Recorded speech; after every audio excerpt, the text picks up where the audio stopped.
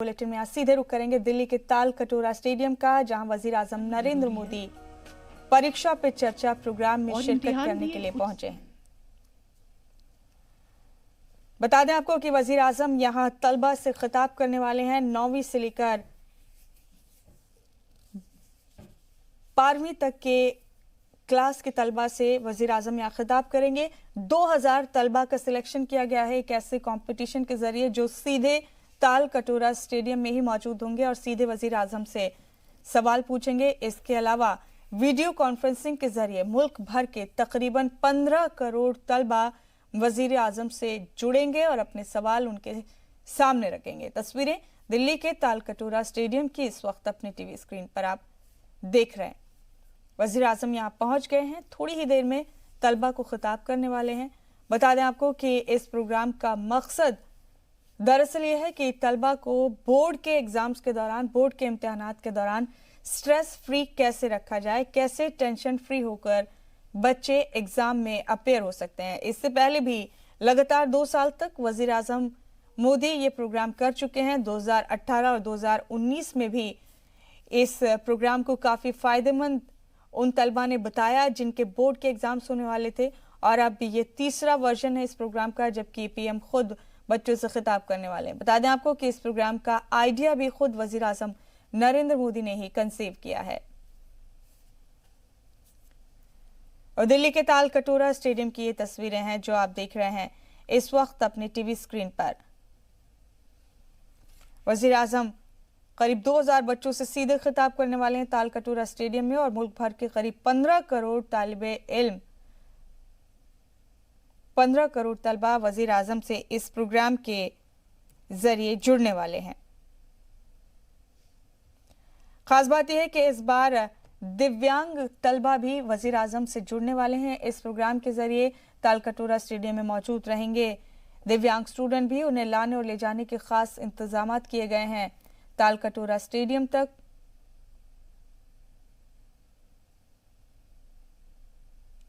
और तस्वीरें दिल्ली के ताल कटोरा स्टेडियम की आप देख रहे हैं। इससे पहले एक एग्जीबिशन लगाई गई है। ये नुमाइश तालीम के हवाले से बेहद अहम नुमाइश है। इसी नुमाइश के बारे में तालिबे इल्म वजीर आजम नरेंद्र मोदी से गुफ्तगू कर रहे हैं यहाँ पर, और थोड़ी देर में वजीर आजम तलबा को खिताब करेंगे। परीक्षा पे चर्चा इस प्रोग्राम को नाम दिया गया है। ये तीसरा साल है जबकि ये प्रोग्राम मुनक्किद किया जा रहा है। ये तस्वीरें देहरादून और लखनऊ के आप देख रहे हैं। थोड़ी देर पहले इन तलबा से बात भी की हमारे नुमाइंदगार ने। बड़ी शिद्दत से तलबा इंतजार कर रहे हैं कि वजीर आजम का ये प्रोग्राम शुरू हो और तलबा उनसे सवाल पूछ सकें, जान सकें वजीर आजम मोदी से कि किस तरह से स्ट्रेस फ्री रहा जा सकता है बोर्ड के एग्जाम के दौरान। लखनऊ और देहरादून की तस्वीरें, बड़े पैमाने पर मुल्क भर में तैयारियां की गई हैं और इसी तरह से देहरादून और लखनऊ में भी तैयारियां की गई हैं। बच्चों को वीडियो कॉन्फ्रेंसिंग के जरिए जोड़ा जाएगा पीएम मोदी के साथ, तो वो बच्चे अपना सवाल पूछ सकेंगे पीएम से। इस दौरान वजीर आजम मोदी असातिज़ा और बच्चों के वालिदैन से भी बातचीत करेंगे। इस प्रोग्राम का मकसद ये तय करना है कि तलबा टेंशन फ्री होकर, डिप्रेशन से फ्री होकर बोर्ड के एग्जाम दे पाए। तो आज का ये प्रोग्राम दिल्ली के ताल कटोरा स्टेडियम में मुनक्किद किया गया है। वजीर आजम यहाँ पहुंच गए हैं। चंद मिनट बाद तलबा से खिताब करेंगे वजीर आजम। इस प्रोग्राम में कुल 2000 तलबा हिस्सा ले रहे हैं सीधे तौर पर जो स्टेडियम में इस वक्त मौजूद हैं। बाकी पूरे मुल्क से 15 करोड़ बच्चे हैं, 15 करोड़ तलबा हैं 9वीं से लेकर 12वीं जमात तक के, जो वीडियो कॉन्फ्रेंसिंग के जरिए पीएम मोदी के साथ जुड़ने वाले हैं। आज के इस प्रोग्राम का लाइव टेलीकास्ट किया जा रहा है। आपको बता दें कि मरकजी वजारत बराए इंसानी वसाइल ने एक कंपटीशन मुनक्किद किया था, एक ऐसे कंपटीशन मुनक्किद किया गया था जिसके जरिए ये जो तलबा स्टेडियम में आप देख रहे हैं इनका सिलेक्शन हुआ। इन तलबा का इंतखाब किया गया कि ये सीधे वजीर आजम से सवाल पूछ सकते हैं। ये तलबा दिल्ली के ताल कटोरा स्टेडियम में इस वक्त मौजूद है। इसके अलावा मुल्क भर में जगह जगह इस प्रोग्राम के लिए खास तैयारियां की गई हैं। बड़े स्क्रीन लगाए गए हैं ताकि वीडियो कॉन्फ्रेंसिंग के जरिए पीएम मोदी से मुल्क भर के बच्चे जुड़ सकें, अपने सवालात उनसे पूछ सकें। सिक्योरिटी के सख्त इंतजाम किए गए हैं तालकटोरा स्टेडियम के आसपास। बता दें आपको कि पीएम मोदी के इस प्रोग्राम का मकसद है कि तलबा डिप्रेशन फ्री होकर, टेंशन फ्री होकर अपने इम्तिहान दे सकें ताकि बेहतर नताइज की उम्मीद बढ़ जाए।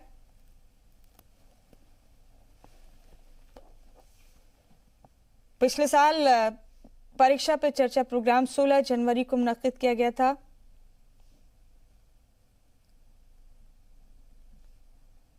और इससे पहले 2018 में भी प्रोग्राम मुनक्किद किया गया था। ये तस्वीरें दिल्ली के तालकटोरा स्टेडियम की आप देख रहे हैं। बता दें आपको कि पीएम मोदी थोड़ी देर में स्कूली तलबा के साथ परीक्षा पर चर्चा प्रोग्राम में शिरकत करने वाले हैं। मुल्क भर से करीब 2000 तलबा यहाँ तालकटोरा स्टेडियम में मौजूद हैं। पीएम मोदी इम्तिहान के वक्त टेंशन फ्री होकर इत्मीनान के साथ एग्जाम देने के टिप्स देंगे यहाँ बच्चों को। आपको बता दें कि इस प्रोग्राम में 9वीं से लेकर 12वीं तक के तलबा से बातचीत करेंगे वजीर आजम नरेंद्र मोदी। इस तकरीब में दिव्यांग यानी जिस्मानी तौर पर माजूर तलबा भी हिस्सा लेंगे। बोर्ड के इम्तिहान बिल्कुल सर पर हैं, ऐसे में तलबा बहुत टेंशन में इन दिनों रहते हैं। वालिदैन का प्रेशर भी काफ़ी होता है, पढ़ाई के साथ साथ जहन में सवाल भी कई होते हैं, आखिर कैसे पढ़ाई करें, इम्तिहान टेंशन से फ्री होकर कैसे दें। लेकिन इन सब सवालों के जवाब आज मिलेंगे। वज़ीर आज़म नरेंद्र मोदी खुद इन सवालों के जवाब देंगे। आज पीएम मोदी दिल्ली के तालकटोरा स्टेडियम में तलबा के साथ परीक्षा पे चर्चा करने वाले हैं। ये प्रोग्राम को नाम दिया गया है। बता दें आपको कि पूरे मुल्क से 2000 तलबा परीक्षा पे चर्चा प्रोग्राम में हिस्सा लेने वाले हैं। पीएम मोदी करीब 15 करोड़ बच्चों से रूबरू होंगे। बाकी बच्चों से वीडियो कॉन्फ्रेंसिंग के जरिए जुड़ेंगे पीएम। 9वीं से लेकर 12वीं क्लास तक के बच्चे इस प्रोग्राम में शामिल होते हैं। इन बच्चों को वजीर आजम टेंशन फ्री होकर एग्जाम देने का मंत्र देने वाले हैं। और देहरादून और लखनऊ की तस्वीरें आप देख रहे हैं। हमने आपको दिखाया कि किस तरह से बड़े पैमाने पर तैयारियां की गई हैं मुल्क भर में। इसी तरह से देहरादून और लखनऊ में भी तैयारियां की गई हैं कि इस प्रोग्राम के जरिए ज्यादा से ज्यादा बच्चे जुड़ सकें और पीएम से अहम टिप्स ले सकें, अहम मंत्र ले सकें कि उन्हें अपने एग्जाम्स में कैसे अपीयर होना है, अपना एग्जाम किस तरह से देना है।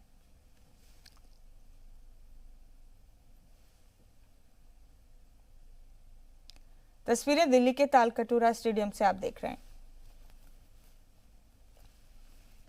तो पीएम मोदी तलबा के साथ परीक्षा पे चर्चा प्रोग्राम में हिस्सा लेने के लिए यहां पहुंच गए हैं। दिल्ली का तालकटोरा स्टेडियम है ये।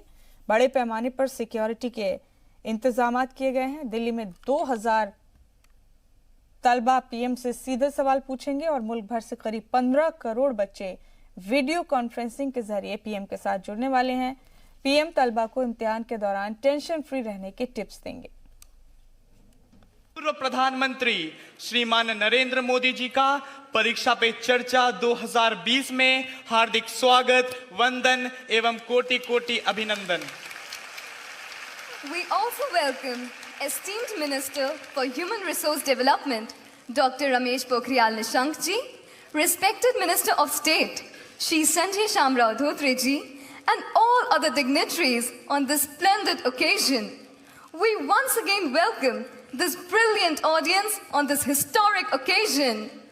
परीक्षा पे चर्चा 2020 के शुभ अवसर पर मान्यवर मानव संसाधन विकास मंत्री भारत सरकार डॉक्टर रमेश पोखरियाल निशंक जी को सादर आमंत्रित कर रहा हूं।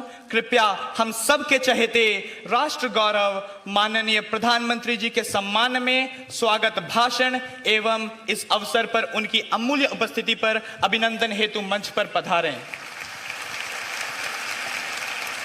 विश्व के सबसे प्रिय और लोकप्रिय नेता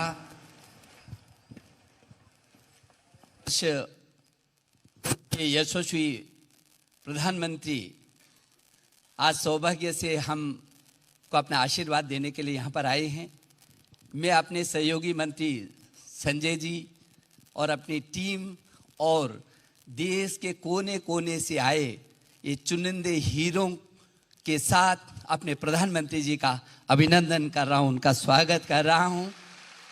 माननीय प्रधानमंत्री जी, ये पूरे देश के कोने कोने से आए 2000 से भी अधिक वो छात्र और छात्राएं हैं जो विभिन्न प्रतियोगिता को जीत करके अपने को हौसला बुलंद करके यहाँ तक पहुँचे हैं। जब आपने प्रवेश किया तो 5 थीम पर जो कला के क्षेत्र में अपनी अभिव्यक्ति का उन्होंने प्रदर्शन किया, जिस प्रदर्शनी को अभी आपने देखा है, और यहाँ भी जो प्रसाल में बैठे हैं देश के कोने कोने से, ये अपने अपने राज्यों से अपने चुन करके आए हैं, चुनिंदे हीरे हैं। और एक बार पुनः इन चुनिंदे हीरों की ओर से भी मैं आपका अभिनंदन करता हूँ, आपका स्वागत करना चाहता हूँ। आज न केवल पूरा देश बल्कि भी विश्व आपकी इस महत्वपूर्ण पहल को बहुत आशा भरी निगाह से देख रहा है, जहां देश के 1000 से भी अधिक विश्वविद्यालय, 45,000 से भी अधिक डिग्री कॉलेज, 16 लाख से भी अधिक स्कूल, 1 करोड़ से भी अधिक अध्यापक और 33 करोड़ से भी अधिक छात्र आज सीधे सीधे अपने प्रिय प्रधानमंत्री जी से जुड़े हुए हैं। इतना ही नहीं तो आज चाहे वो जापान हो, चाहे वो रूस हो, चाहे ईरान हो, तेहरान हो, दुबई हो या नेपाल हो, दुनिया के 27 देशों के करोड़ों करोड़ों लोग भी इस क्षण पूरी आशा भरी निगाह से आपकी ओर देख रहे हैं। पूरी दुनिया परीक्षा पर चर्चा जो आपने शुरू किया था श्रीमान, और ये 30वां संस्करण है उसका, इस कार्यक्रम की लोकप्रियता इस बात से इंगित की जा सकेगी कि पिछले वर्ष की अपेक्षा इस समय 2.5 गुना से भी ज्यादा छात्रों ने उसमें रजिस्ट्रेशन किया है। और पूरा न केवल ये छात्र और छात्राएं जुड़े हैं बल्कि पूरे देश के हमारे अभिभावक भी आज सीधा सीधा आपके साथ जुड़े हुए हैं, क्योंकि परीक्षा तो हर व्यक्ति की है, हर कदम पर है।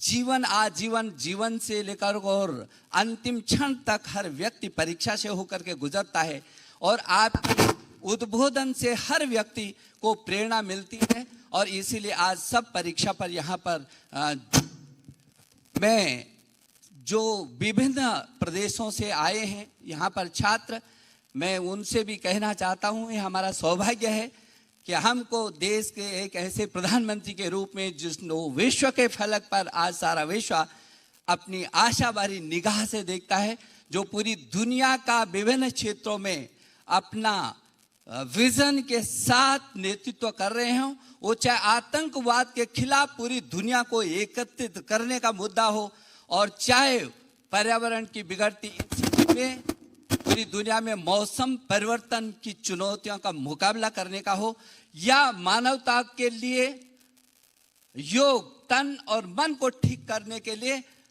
योग को पूरी दुनिया में सरसाने का विषय हो, या ऊर्जा के संकट से निपटने के लिए पूरी दुनिया को एकजुट होकर के सौर ऊर्जा का केंद्र के रूप में एक नई सफलता के आयाम को स्थापित करने का विषय हो। पूरी दुनिया आज हमारे प्रधानमंत्री जी की ओर आशा भरी निगाह देख रही है, सुख और शांति की कल्पना करके, क्योंकि शांति की दिशा में भी इस तरीके से आपने आतंकवाद पर छोड़ करके पूरी दुनिया को एक जगह एकत्रित किया। आज सारा विश्व शांति के लिए आपकी ओर आशा भरी निगाह से देख रहा है। आपने इस देश को शिक्षा का हब बनाना सुनिश्चित किया है, अपने ज्ञान की महाशक्ति बनाने की दिशा में जो निर्देश दिया।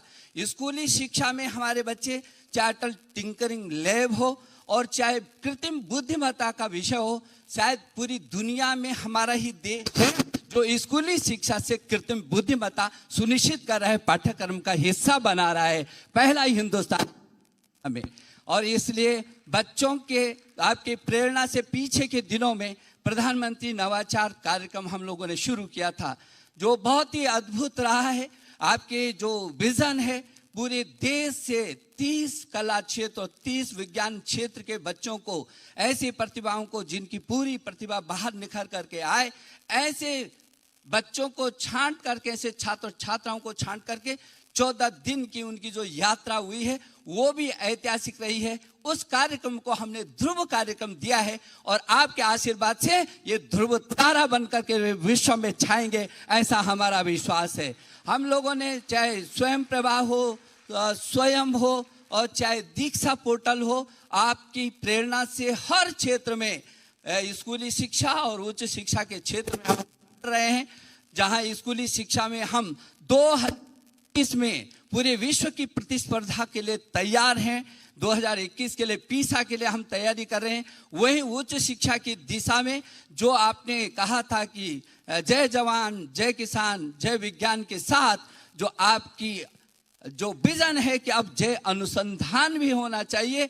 इस समय पूरा देश, पूरी दुनिया के लोगों को आकर्षित करने के लिए उच्च शिक्षा की दिशा में जो आपने उत्कृष्ट संस्थान हमको 20 दिए हैं, जो पूरे विश्व की फलक पर अपने को स्थापित करेंगे, जो चाहे वो टाइम्स की गणना हो और चाहे वो विभिन्न विश्व के स्तर के जो रैंकिंग में कैसे करके हमारे संस्थान आ सकते हैं, उसके लिए हमने स्पार्क एक ऐसा जो विश्व के 117 वरिष्ठ और श्रेष्ठ विश्वविद्यालयों के साथ हमने स्पार्क योजना की है, अनुसंधान के स्ट्राइड योजना की है, परामर्श योजना की है, इम्प्रेस और इम्पैक्ट के सहित तमाम क्षेत्रों में अनुसंधान हो रहा है। और जैसे आपकी प्रेरणा से इस समय जो प्रधानमंत्री जी की प्रेरणा से जो अनुसंधान संस्थान की दिशा में देश काम करेगा और नवाचार के साथ, और जो नई शिक्षा नीति आ रही है ज्ञान विज्ञान और अनुसंधान के साथ, नवाचार के साथ,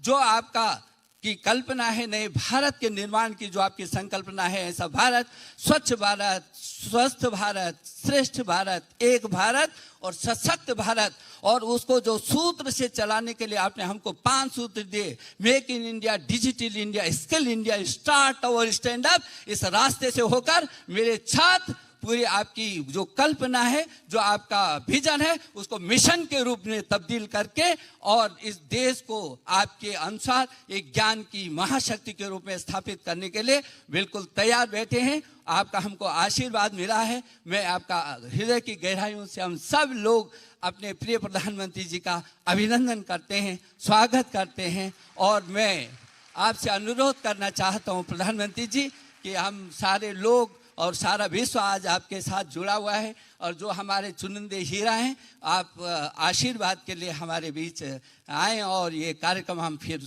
उसके बाद शुरू करें। प्रधानमंत्री जी को हृदय की गहराई से मैं आमंत्रित कर रहा हूँ।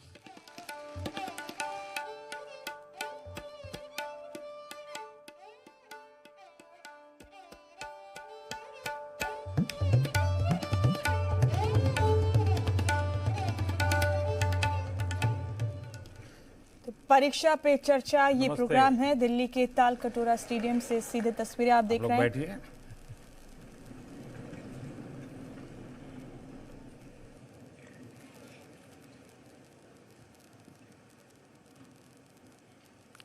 फिर एक बार आपका ये दोस्त आपके बीच में है।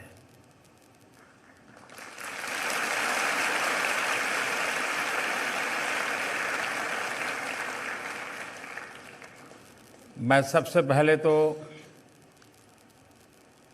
2020 इस नववर्ष की आप सबको बहुत बहुत शुभकामनाएं देता हूं।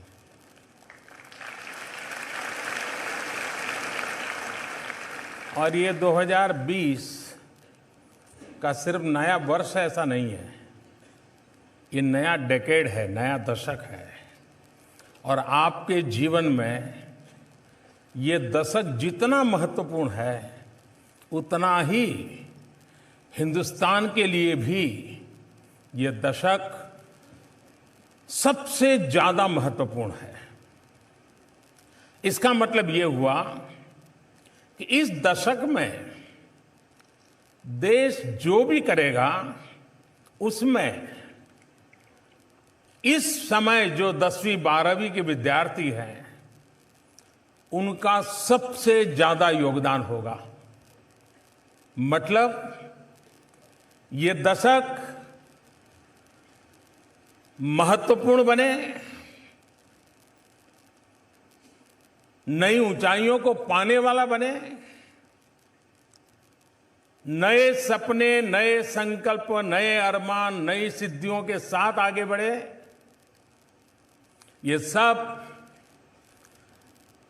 इस पीढ़ी पर ज्यादा निर्भर करता है। और इसलिए भी इस दशक के लिए मैं आपको अनेक अनेक शुभकामनाएं देता हूं।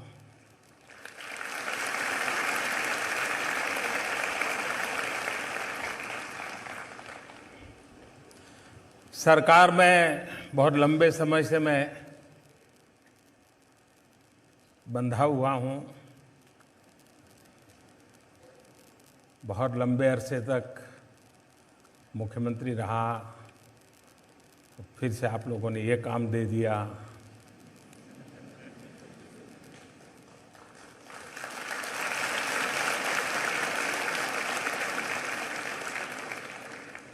और इसके कारण कई कार्यक्रमों में जाना होता है, अनेक विविध प्रकार की प्रवृत्तियों से जुड़ने का अवसर मिलता है। हर प्रसंग का एक अपना अनुभव होता है, कुछ जानने को मिलता है, कुछ सीखने को मिलता है। हर एक का अपना अपना महात्म्य होता है। लेकिन अगर कोई मुझे कहे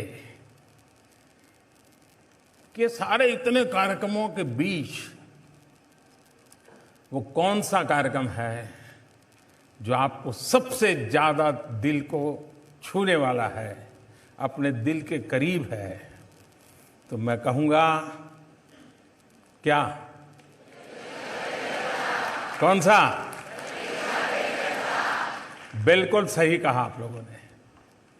मुझे बड़ा अच्छा लगता है, क्योंकि और मैं जब इसकी तैयारी होती है, जब आप लोग कुछ लिख करके भेजते हैं और मैं देख रहा हूं कि देश के हजारों स्कूल, शायद देश का कोई तहसील ऐसा नहीं होता होगा जो इससे जुड़ता ना हो, तो मुझे भी देश के अलग अलग कोने में युवा मन क्या सोचता है, युवा मन क्या चाहता है, युवा मन क्या कर सकता है, ये मैं भली भांति फील कर सकता हूं। मैं अंदाज कर, अच्छा इतना बढ़िया बता रहे हैं बच्चे, तो मन को एक आनंद आता है।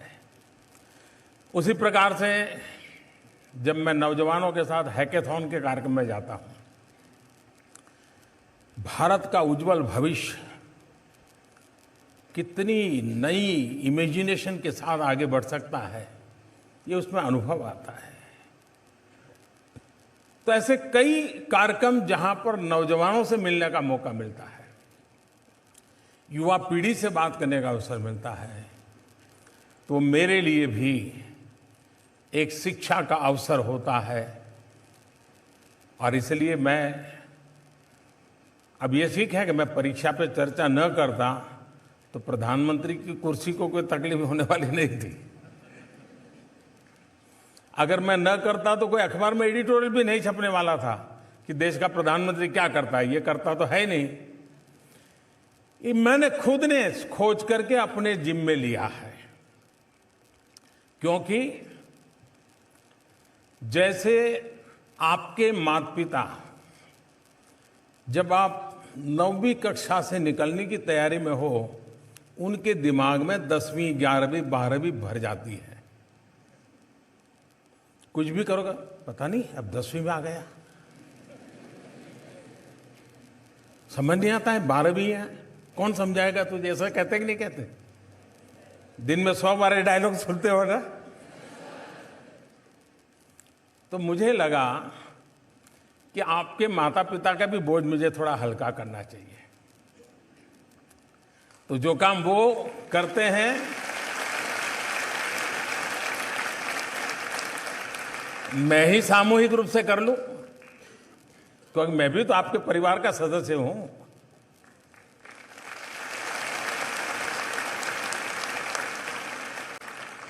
और दूसरा, हमारे यहाँ गुजराती में एक कहावत है, पार की माँ कान बिंधे, यानी किसी को कान में जब नहीं वो छेद करते हैं, मुझे भी है, मैं बचपन में पहनता था लेकिन हम वो नीम की वो पत्ती रहती थी, उसका एक छोटा सा लगा देते थे, वो लकड़ी होती थी, अंदर माँ डाल देती थी। लेकिन घर में जो कहा जाता है वो मम्मी पापा रोज कहते हैं, यही सुनाते हैं, लेकिन कोई बाहर का कहता है तो कभी कभी वो रजिस्टर ठीक से हो जाता है। हो सकता है कि जो बात आपके माँ बाप करते हैं, आपके गार्डियन, आपके पिता, आपके टीचर करते हैं, वही काम मैं करता हूं, अलग तरीके से करता हूं और अपनेपन से करता हूं। आपका दोस्त बन करके, आपका साथी बन करके, एक मददगार के रूप में मैं करता हूं। इसलिए मुझे भी संतोष मिलता है और आपको भी मैं बोझ नहीं लगता हूं, नहीं लगता हूं ना? है यार, ये प्रधानमंत्री क्या कहेंगे, फिर घर जाएंगे तो यही करना पड़ेगा, ऐसा तो नहीं है ना? तो आज हम बातचीत शुरू करते हैं और आजकल की फैशन है भाई, हैशटैग विदाउट फिल्टर।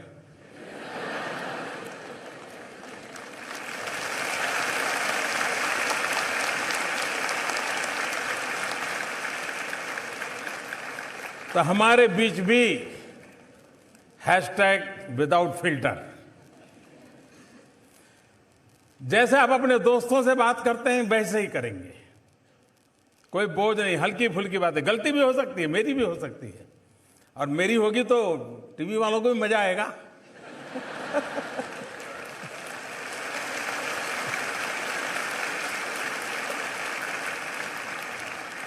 मैं ज्यादा तो उनको खुश नहीं कर सकता हूं, लेकिन अगर उनको इससे भी खुशी मिलती है तो मुझे और खुशी होती है। खैर दोस्तों, हल्के फुल्के इस माहौल में अपन बातचीत शुरू करते हैं। पहला सवाल किसका है? माननीय प्रधानमंत्री जी, आपके उत्साहपूर्ण प्रेरक उद्बोधन से सभागार में उत्सव का माहौल बन गया है। इस सभागार में उपस्थित हजारों छात्र छात्राओं के अलावा विश्व भर के 25 देशों से 30 करोड़ से अधिक छात्र, शिक्षक एवं अभिभावक इससे लाभान्वित हो रहे हैं।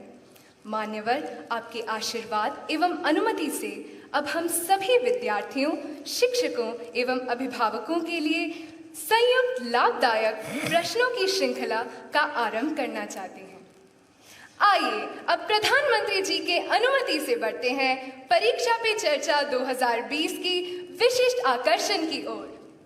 मान्यवर, देश की आन बान शान की भूमि राजस्थान के पीडीएस सेकेंडरी स्कूल की कक्षा 10वीं की छात्रा यशश्री यहाँ उपस्थित है और आपसे मार्गदर्शन चाहती हैं।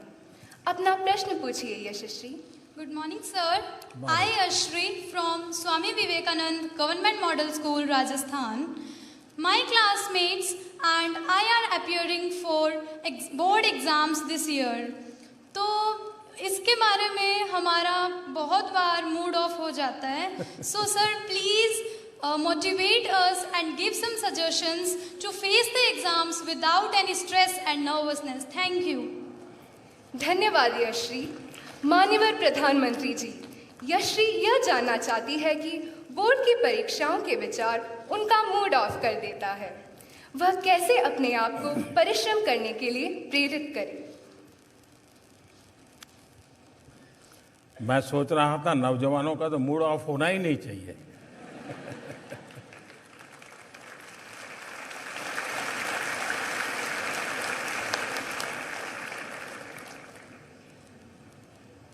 लेकिन क्या कभी हमने सोचा है कि मूड ऑफ क्यों होता है? अपने खुद के कारण से कि बाहर की परिस्थिति से? ज्यादातर आपने देखा होगा कि अधिकतम केस में दिमाग खराब होता है, मूड ऑफ हो जाता है, काम करने का मन नहीं करता है, उसमें बाहर की परिस्थितियां ज़्यादा जिम्मेवार होती हैं। जैसे माँ ने, आपने माँ को कहा कि माँ मैं पढ़ रहा हूँ, 6 बजे मुझे कुछ चाय वगैरह मिल जाए देखना। फिर आप पढ़ रहे हैं बड़ी मस्ती से, लेकिन बीच बीच में घड़ी देखते हैं, 6 बजे कि नहीं बजे। तो गड़बड़ वहीं से शुरू होती है और फिर माँ को आने में देर हो गई। वो 15 मिनट अंदर से तूफान खड़ा हो जाता है। माँ समझती क्या है, उसको समझ नहीं है, मेरी 10वीं की एग्जाम है, मुझे पढ़ना है, मैंने 6 बजे चाय के लिए बोला था। मूड पक्का यही होता है ना। अब सोचने का तरीका दूसरा, ये सब हुआ, लेकिन अगर आपने ये सोचा, अरे माँ इतनी मेहनत करती है, मेरी इतनी चिंता करती है, जरूर कुछ हुआ होगा कि माँ 6 बजे चाय नहीं ले पाई, तकलीफ में होगी।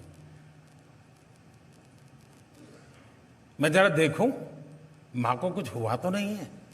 मुझे बताइए, मूड ऑफ होगा कि मूड चार्ज हो जाएगा? क्यों? क्योंकि आपने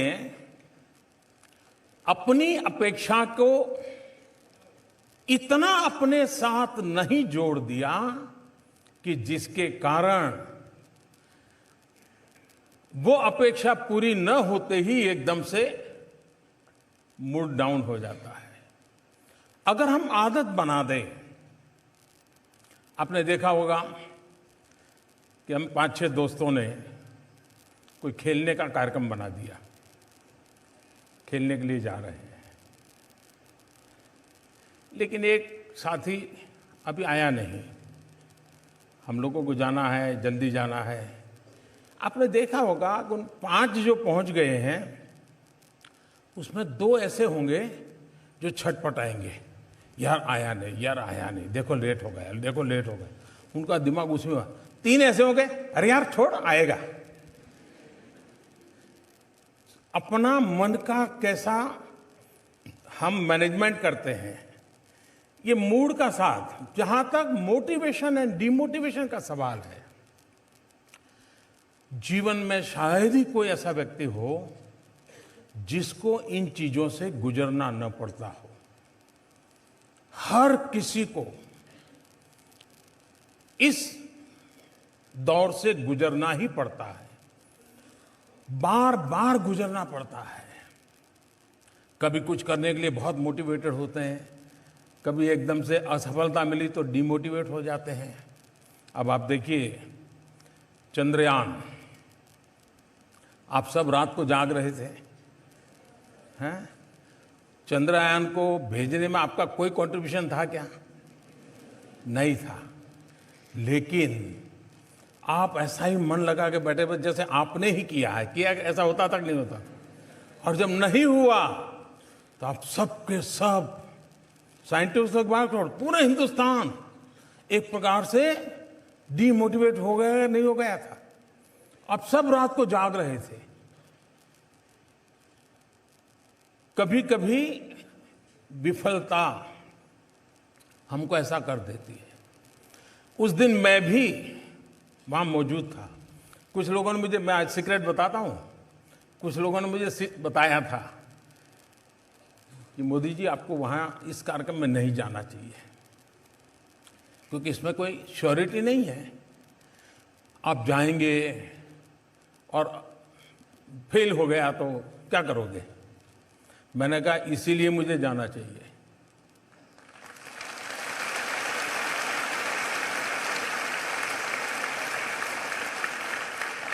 और जब लास्ट कुछ मिनट से मैं देख रहा था साइंटिस्टों के चेहरे पर बदलाव दिख रहा है, तनाव दिख रहा है, एक दूसरे की तरफ ऐसे ऐसे देख रहे हैं, तो मैं समझा कुछ अनहोनी, हम साइंटिस्ट तो है नहीं तो पूरा समझ तो आता नहीं था, लेकिन उनके चेहरे से लग रहा कुछ अनहोनी हो रही है। फिर थोड़ी देर में आकर के उन्होंने मुझे बताया। मैंने कहा ठीक है, आप ट्राई कर रहे हैं, करिए, मैं बैठा हूँ। फिर एक 10 मिनट के बाद उन्होंने बताया साहब नहीं हो रहा है। तो फिर मैं कुछ साइंटिस्टों के साथ वहाँ बैठा, कुछ बातें की, अंदर भी जाकर के थोड़ा चक्कर लगाया, चिंता मत कीजिए ऐसा करके। फिर मैं रात को करीब 3 बज गए थे, मैं अपने होटल पे गया। लेकिन मैं चैन से बैठ नहीं पाया, सोने का मन नहीं करता था। हमारी जो पीएमओ की टीम है तो वो अपने कमरे में चली गई थी। आधा पौना घंटा ऐसे ही बिताया, मैं चक्कर काट रहा था। तो मैंने कहा ऐसा करो यार, सबको बुलाओ। तो फिर जो बेचारे सो गए थे उनको बुलाया। मैंने कहा देखिए सुबह हमको जाना है, लेकिन हम कार्यक्रम बदल कर देंगे। सुबह हम जल्दी नहीं जाएंगे, देर से जाएंगे। और इन साइंटिस्टों को रात के 3 बज गए हैं, लेकिन क्या सुबह 7, साढ़े 7, 8 बजे इकट्ठे हो सकते हैं क्या? मैं मिलना चाहता हूँ। मैं जा सकता था, सुबह उठ करके चला जाता, और जिस देश में कोई नोटिस भी नहीं करता, कोई ज़रूरत भी नहीं थी। मैं खुद को समझा नहीं पा रहा था, और इसलिए मैं सुबह उन साइंटिस्टों को फिर से इकट्ठा किया, मेरे भाव मैंने व्यक्त किए, उनके परिश्रम को जितनी सराहना की जा सकती है की, देश के सपनों की बातें की। एक पूरा माहौल बदल गया, और वहां बदला ऐसा नहीं, पूरे हिंदुस्तान का बदल गया। जिस घटना ने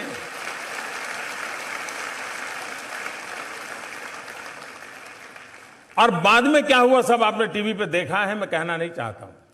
कहने का मतलब यह है कि हम विफलताओं में भी सफलता की शिक्षा पा सकते हैं।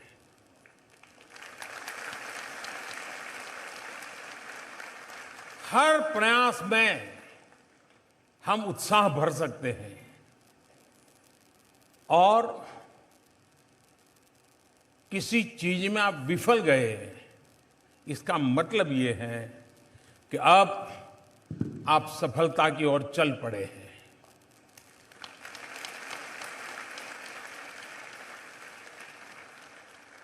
अगर वहीं रुक गए, फिर तो कितने ही ट्रैक्टर लगा दे, आपको खींचने के लिए नहीं निकल सकते हो। ये खुद तय करो तो आप निकल सकते हो।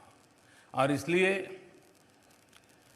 मोटिवेशन, डिमोटिवेशन, आपको मालूम होगा 2001 में शायद कोलकाता में इंडिया और ऑस्ट्रेलिया का क्रिकेट मैच था। तब आप लोग तो, आप में से कुछ लोग होंगे जिनका जन्म भी नहीं हुआ होगा। और ऐसी स्थिति हो गई, भारतीय टीम ऑस्ट्रेलिया के साथ खेल रही है, अभी ऑस्ट्रेलिया की टीम यहाँ पर है। तो 2001 में ऑस्ट्रेलिया और भारत का कोलकाता में मैच था। फॉलो ऑन होना पड़ा, बुरे हाल थे। दोबारा खेलने आए तो फटाफट विकेट जाने लगी। सारा माहौल डिमोटिवेशन का था। ऑडियंस भी नाराजगी अपनी व्यक्त करती ही रहती है, भूल जाती है कि मेरे अपने खेल रहे हैं, जरा उत्साह बढ़ाओ। लेकिन तब क्या आउट हो गया, देखो क्या है, ऐसा होता है। लेकिन आपको याद होगा राहुल द्रविड़ और वीवीएस लक्ष्मण, इन दोनों ने उस पिच पर जो कमाल किया, ऐसे धीरे धीरे धीरे धीरे तक शाम तक खेल को खींचते चले गए, सारी परिस्थिति को उलट कर दिया। इतना ही नहीं, वो जीत करके आ गए मैच को।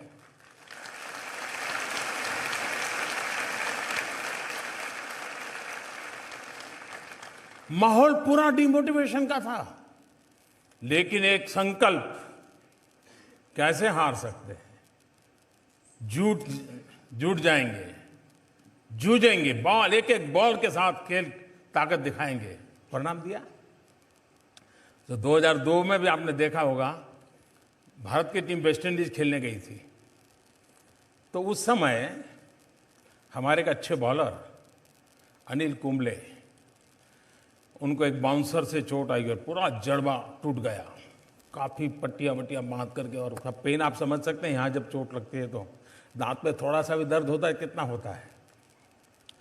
अब स्थिति ये थी कि अनिल बॉलिंग कर पाएंगे कि नहीं कर पाएंगे, लेकिन उन्होंने दर्द की परवाह नहीं की, रोते नहीं बैठे। अगर वो न भी खेलते तो देश उनको दोष नहीं देता, लेकिन उन्होंने तय किया, नहीं मेरा जिम्मा है, ठीक है दर्द होता है तो होता है, जितनी पट्टियां लगा सकते हैं लगाएं, मैदान में उतरे। और आपको पता होगा कि उस समय 12 लारा की विकेट लेना यानी बड़ा अचीवमेंट माना जाता था, और ब्राउन लारा की विकेट लेकर के उन्होंने मैच का पूरा चित्र पलट दिया।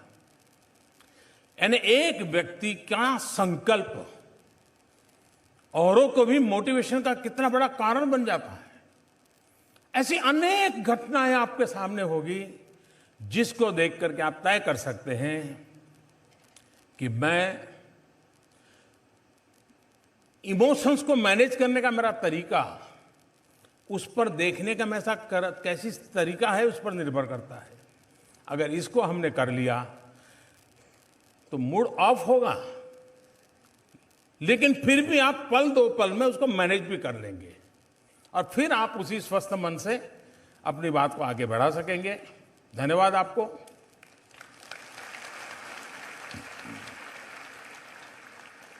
लक्ष्य प्राप्ति में आने वाली सभी बाधाओं का निराकरण आपके वचनों से हो गया माननीय। अब मूड एकदम फ्रेश हो गया सर, धन्यवाद।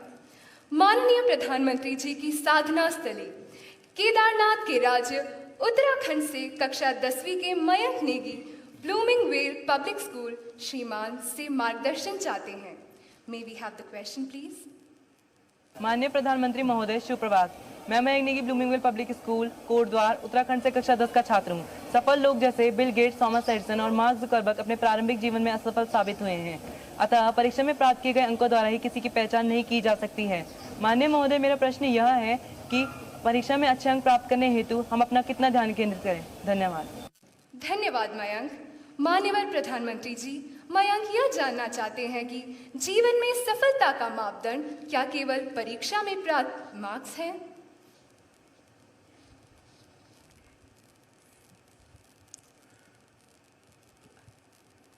आपकी चिंता सही है, और शायद हर विद्यार्थी को घर में और स्कूल में लगातार इसी का मुकाबला करना पड़ता होगा, क्योंकि जाने अनजाने में हम लोग उस दिशा में चल पड़े हैं हमारी शिक्षा को लेकर के, जिसमें सफलता विफलता का एक टर्निंग पॉइंट कुछ विशेष परीक्षाओं के मार्क्स बन गया है। और उसके कारण मन भी उस बात पर रहता है कि बाकी सब बाद में करूंगा, एक बार मार्क्स ले आऊं। माँ बाप भी यही एक एनवायरनमेंट क्रिएट करते हैं, करे भाई पहले तुम 10वीं बढ़िया कर लो, फिर कोई प्रॉब्लम नहीं, तुम्हारा रास्ता साफ हो जाएगा। फिर 11वीं में आएंगे तो फिर क्या, भाई बात बराबर है लेकिन 12वीं बहुत महत्व की है, जरा इस पर जोर लगा दो। फिर कहेंगे एंट्रेंस एग्जाम महत्व की, इस पर जोर लगा दो। उनका इरादा होता है कि बच्चे को जरा मोटिवेट करें, उत्साहित करें, लेकिन किसी जमाने में शायद यह सत्य होगा, आज दुनिया बहुत बदल चुकी है, संभावनाएं बहुत बढ़ गई है। सिर्फ परीक्षा के अंक ही जिंदगी नहीं है। उसी प्रकार से कोई एक एग्जामिनेशन ये पूरी जिंदगी नहीं है, वो एक पड़ाव है।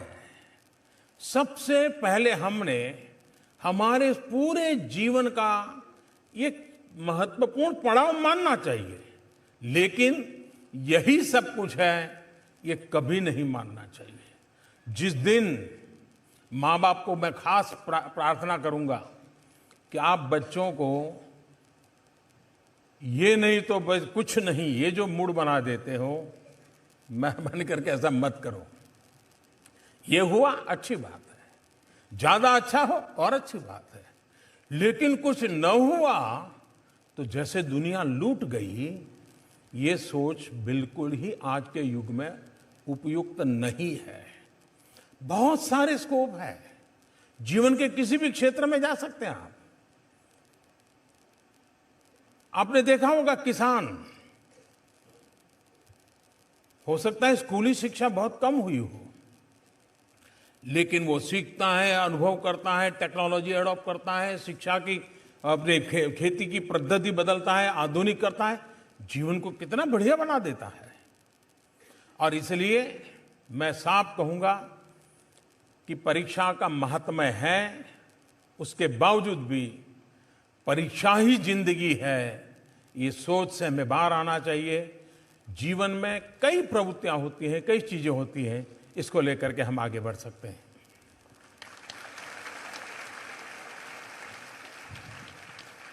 धन्यवाद माननीय प्रधानमंत्री जी, आपके प्रेरक वचन हम सब के लिए प्रेरणा के सूत्र हैं। The next question comes from the heart of India, the state of Madhya Pradesh. Prajakta Atankar, a student of class 9 of Kendriya Vidyalaya, Ganganagar Garha, Jabalpur, joins us to ask her question. Could we have the question, please? My name is Prajakta Atankar from Kendriya Vidyalaya, Garha, Jabalpur, MP. My question to Honorable Prime Minister. The balance between co-curricular activities and study is very important, but these activities restrict the children. Is it so? मंत्री जी, इसी से मिलता जुलता एक और प्रश्न है। Government girls senior secondary school number 2 Delhi की कक्षा 9वीं की छात्रा रिया नेगी अपने मन में उठने वाले प्रश्न का समाधान चाहती हैं। रिया सभागार में बैठी हैं। रिया, कृपया अपना प्रश्न पूछें। माननीय प्रधानमंत्री जी, मैं रिया नेगी कक्षा 9वीं की छात्रा हूँ। मैं government girls senior secondary school number 2 में पढ़ती हूँ। मैं दिल्ली से हूँ और मेरा प्रश्न आपसे यह है कि जो छात्र पढ़ाई में बहुत अच्छे नहीं होते हैं मगर अन्य क्षेत्रों जैसे खेल कूद, संगीत इत्यादि में अच्छे होते हैं, वह अब उनका भविष्य क्या होगा, इस पे अपनी राय दीजिए। धन्यवाद रिया। महोदय, एक और भी प्रश्न इसी से मिलता जुलता है। A resident of Hooghly Kolkata, the land of great saint Vivekananda and Nobel laureate Gurudev Rabindranath Tagore, Anamika Bhunia of Jawahar Navodaya Vidyalaya is here with us in the audience to ask her question. Anamika, कृपया अपना प्रश्न पूछिए। Honorable Prime Minister, sir, I am Anamika Bhunia, studying in class 11 science. I am from Jawahar Navodaya Vidyalaya, Hooghly, West Bengal. My question is, how can we make a balance between our extracurricular activities and academic activities? Sir, please give us some suggestions. Thank you. Thank you, Anamika. मान्यवर प्राजक्ता, रिया व अनामिका उत्सुक हैं यह जानने को कि पाठ्य सहगामी क्रियाओं व पढ़ाई के बीच सामंजस्य या बैलेंस कैसे स्थापित करें। अच्छा, आप लोगों से मैं एक सवाल पूछना चाहता हूं, जवाब देंगे? आप में से ऐसे कितने लोग हैं जो ये मानते हैं कि कोई भी एक्स्ट्रा करिकुलर एक्टिविटी करता हूं या करती हूं तो मेरी पढ़ाई में नुकसान होता है? ऐसे मानने वाले कितने हैं? कोई नहीं है। अच्छा, जो मानते हैं मेरे लिए पढ़ाई का महत्व है लेकिन जिंदगी को आगे बढ़ाने के लिए अन्य एक्टिविटी भी बहुत जरूरी है, ऐसा मानने वाले कितने हैं? अच्छा, उसमें भी थोड़ा उत्साह कम है। अच्छा, तीसरा सवाल, जो ये मानते हैं हाँ एक्स्ट्रा एक्टिविटी होनी चाहिए और जो समय दे करके रेगुलरली करते भी हैं, ऐसे कौन कौन है? चलिए, ये स्थिति हमें बदलनी है। देखिए, आखिरकार हम जो शिक्षा व्यवस्था से शिक्षा प्राप्त करते हैं वो एक प्रकार से बहुत बड़ी दुनिया के दरवाजे खोलने का रास्ता होती है। उसी से दुनिया में हम प्रवेश करते हैं। जब बालक अल्फाबेट सीखता है, ए या क, उसका मतलब कि वो एक नई दुनिया में प्रवेश कर रहा है। पहले अल्फाबेट सीखेगा, उसके बाद दो दो अक्षरों का शब्द सीखेगा, फिर 3 अक्षर वाला शब्द सीखेगा, फिर 2-2 शब्दों को सीखेगा। शुरू तो किया था क से, लेकिन करते करते करते वो कहाँ पहुंच गया? क्योंकि वो एक एंट्रेंस पॉइंट था। हमारी पूरी शिक्षा जो है वो हमें कुछ करने, जानने के लिए एक अवसर देती है। उसी को आधार बना करके हमें आगे बढ़ना होता है। कोई अगर सारे गम पधनी सा ये बहुत परफेक्ट कर ले, यानी हिंदुस्तान के टॉप मोस्ट जो म्यूजिक की दुनिया के लोग हैं वो भी उसकी वाहवाही करें, वैसा ही सारे गम पधनी सा, लेकिन वो वहीं रुक जाए, तो वो संगीत की दुनिया में कुछ कर सकता है क्या? कर सकता है क्या? सारे गम पधनी सा संगीत की दुनिया में प्रवेश करने का एक एंट्रेंस पॉइंट है। उसको आत्मसात करने के बाद संगीत की सारी विधाओं में उसको जाने का अवसर मिलता है। लेकिन अगर वो ये कहे कि मैंने तो शिक्षा ले ली, सारे गम पधनी सा आ गया, अब मुझे संगीत आ गया, अब मुझे कुछ करना नहीं, तो होगा क्या? मतलब एक्चुअली जो हम सीखते हैं इसको डेली कसौटी पर कसना चाहिए, डेली। और टीचर जो क्वेश्चन आंसर करे उसकी कसौटी पे नहीं, जिंदगी की कसौटी पे कसना चाहिए। अगर मैंने क्लास में मुझे पढ़ाया गया कि भाई कम बोलने से फायदा होता है, तो फिर कभी कोशिश करनी चाहिए कि जब माँ बाप बहुत डांट रहे हैं, कुछ गलती करके आए हैं, तो ट्रायल करना चाहिए। वो जो कम बोलने वाला कहा था यहाँ काम आएगा क्या?